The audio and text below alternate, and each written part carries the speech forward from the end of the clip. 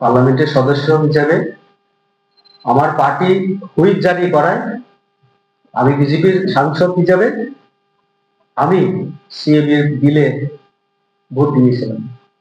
সেই সময় উগ্রপন্থী থেকে শুরু করে আঞ্চলিক দলগুলির অনেক লোক ফোন করে বিভিন্ন ভাবে হুমকি আমাকে দিয়েছিল। তার মধ্যে দিয়ম ভাই, যার আসল নাম উৎপল দেববর্মা, উনি সেদিন ভাষণ দিয়েছেন। 2641 জন ওনার ফলোয়ারকে নিয়ে উনি এই পার্টিতে যোগদান দিয়েছেন বলে ভাষণ রেখেছেন। পতাকা তার হাত থেকে নিয়েছেন, প্রদ্যুৎ বড়ুয়ার হাত থেকে। এবং তিনি বলেছেন, রাজনীতিতে আজকে যোগদান করছি, আপনারা ভাববেন না রাজনীতি আমি 1997 থেকে, যেদিন থেকে উনি টিএসএফ এর লিডার হিসেবে কাজ করেছেন, পরে আন্ডারগ্রাউন্ডে চলে গিয়ে মাস কিলিং এর মাস্টার মাইন্ড ছিলেন। সেই দিন এই সবাই যোগদান করেছেন এবং খুব খুশির মেজাজে প্রদ্যুৎবাবু ওনাকে গ্রহণ করেছেন। এটাও একটা দেখার মতো দৃশ্য সেই দিনের। এই দিয়ম থাই আমাকে মেল করেছিলেন সামাজিক বয়কট করার জন্য, আমাকে সেম কথা বলেছিলেন মফারণের নেতৃত্ব, আমাকে মারার জন্য হুমকি দিয়েছিলেন যারা আজকে সেখানে তারা যোগদান করেছে। তো কাজে এই যে ওয়ান নর্থ ইস্ট আমরা বলবো, সেদিন এখানে যে তারা জনসমাবেশ করলো, এখন ত্রিপুরা মাথা হিসাবে তাদের বলার কিছু নেই। গ্রেটার ত্রিপুরাল্যান্ড কেন্দ্রীয় সরকারের সঙ্গে যে এগ্রিমেন্ট স্বাক্ষরিত হয়েছে সেখানেও উল্লেখ নেই ত্রিপুরাল্যান্ডের। তাহলে প্রদ্যুৎ বাবুরা যে বলেন যে কবি না কবি হোগা, 5 সাল में नहीं होगा तो 10 साल में होगा, कभी ना कभी होगा, তো পরিষ্কার করে বলা উচিত। একটা আপনারা ইস্তেহারের মধ্যে রাখেন না, বাদ দিয়ে দিলেন, অন্যদিকে কবি না কবি হোগা। এইভাবেই কি আরো 10-15 বছর রাজনীতি করার পরে আবার ভুল করলাম এই কথা বলবেন?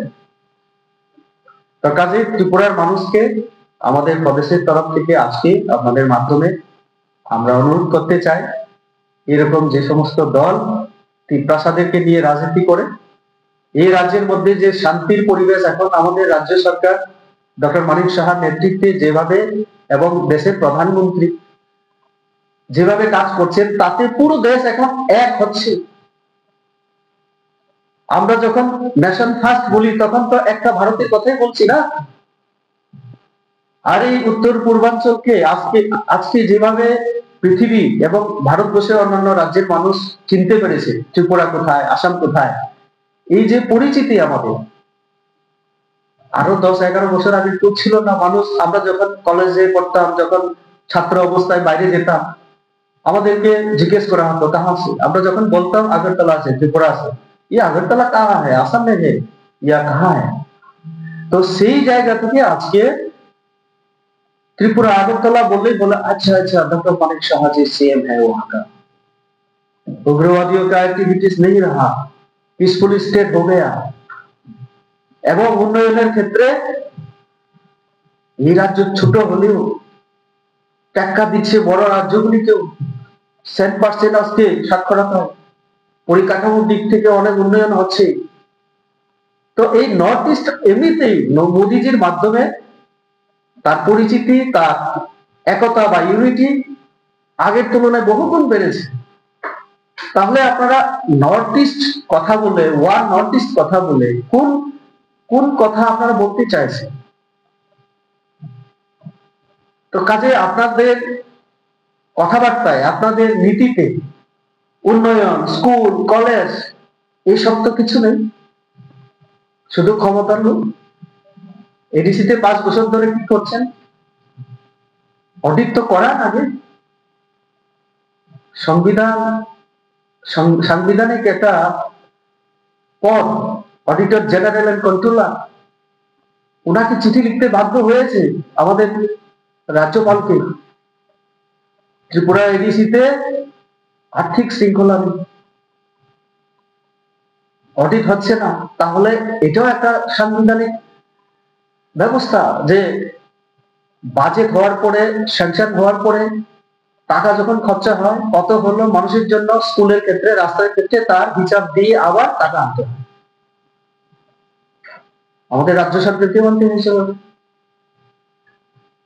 আপনারা সংবিধানের নিয়ম অনুসারে পদে বসে আছেন, ক্ষমতা ভোগ করছেন, অথচ সাংবিধানিক কোন নিয়ম কানুন মানবেন না। আবার কিছু হলে সব দোষ নন্দ ঘোষের মতো। তো কাজে মথা নেতৃত্বের কথাবার্তা সব সময় এক এক জায়গায় এক এক রকম। এগ্রিমেন্টের ক্ষেত্রে বলছে ত্রিপুরা কিছু লোক চায় না। আমি তো বারবার জিজ্ঞেস করছি, আমরা জিজ্ঞেস করছি, এক দুইজন যে সেখানে রেবতী ত্রিপুরা আছে কিনা বলুন না, ডক্টর মানিক সাহা আছেন কিনা বলুন না, না রাজীব ভট্টাচার্য আছেন। নামটা বললে খুশি হতাম, আমরা তারপরে আমাদের প্রতিক্রিয়া আমরা ব্যক্ত করতাম। তো কাজে ত্রিপুরার মানুষকে বোকা বানানোর জন্য এসব হচ্ছে। এবং আর একটা কথা, আমাদের মধ্যে যাতে দাঙ্গার পরিবেশ তৈরি হয়, রাজনৈতিক ফায়দা নেওয়া যায়, ত্রিপুরার মানুষকে আমি অনুরোধ করবো এসব থেকে সচেতন থাকার জন্য।